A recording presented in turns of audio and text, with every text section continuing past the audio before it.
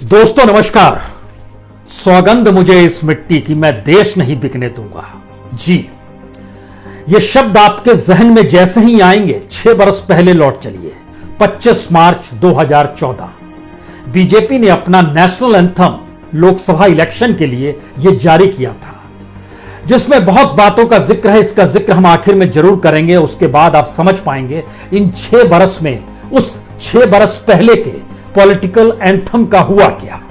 लेकिन यह लाइन बड़ी महत्वपूर्ण है, सौगंध मुझे इस मिट्टी की, मैं देश नहीं बिकने दूंगा। और जैसे ही हम देश नहीं बिकने का जिक्र करते हैं, वैसे ही हमारे सामने बहुत सारी कंपनियां, इस देश की कंपनी, सार्वजनिक उपक्रम की कंपनी एक लाइन से रेंगने लगती है, इसे खरीद कौन ले गया और बेचा किसने, और बेचने के बाद उस पैसे का इस देश में हुआ क्या। और क्या यह एक लंबी कतार है जिसमें एक के बाद एक कंपनियां बिकती चली जाएंगी और संयोग से हर कंपनी के साथ एक शब्द लिखा रहता है, भारत, इंडिया, भारतीय, और वही कंपनी बाजार में बेचने के लिए सरकार तैयार हो जाती है। तो सौगंध मुझे इस मिट्टी की, मैं देश नहीं बिकने दूंगा, लेकिन आपके जहन में भारतीय कोल, जी कोल इंडिया नाम आना चाहिए। बिकने की स्थिति देश के भीतर में कैसे आई है बताने की जरूरत नहीं।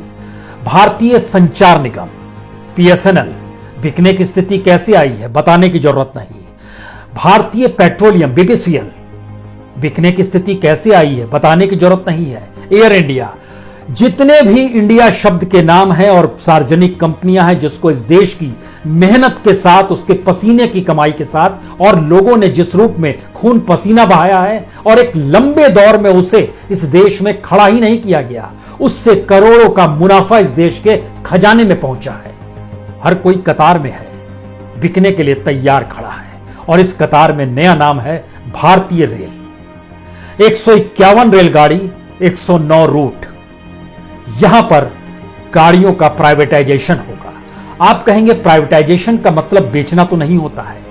आप यह भी कहेंगे कि प्राइवेटाइजेशन जो है दरअसल यह तो प्रतिस्पर्धा पैदा करता है, और जब कोई चीज कमजोर हो रही हो तो उसको तो बेच देना ही उचित है, जिसके जरिए उसके जरिए मुनाफा भी आए, जनता को सुविधा भी मिले, और फिर देश का इंफ्रास्ट्रक्चर मजबूत होते चला। इसमें गड़बड़ी क्या है। लेकिन भारत के एक सच को आप शुरू में ही समझ लीजिए, भारत में कोई भी चीज प्रतिस्पर्धा के आधार पर विकसित नहीं होती है।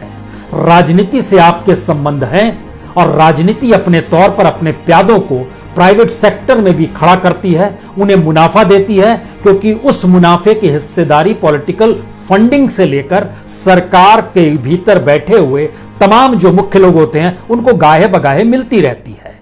और उसमें कोई सीएजी जांच नहीं करती है, उसमें कोई पीएससी यानी पार्लियामेंट्री अकाउंट कमेटी भी नहीं बैठती है, क्योंकि जैसे ही आप सार्वजनिक उपक्रम में गड़बड़ी करते हैं तो उसकी जांच होती है, सीएजी एक एनालिसिस करती है, पीएससी उस पर रिपोर्ट तैयार करती है, मामला पार्लियामेंट तक पहुंच जाता है। लेकिन प्राइवेट सेक्टर में तो आप कुछ भी कर सकते हैं।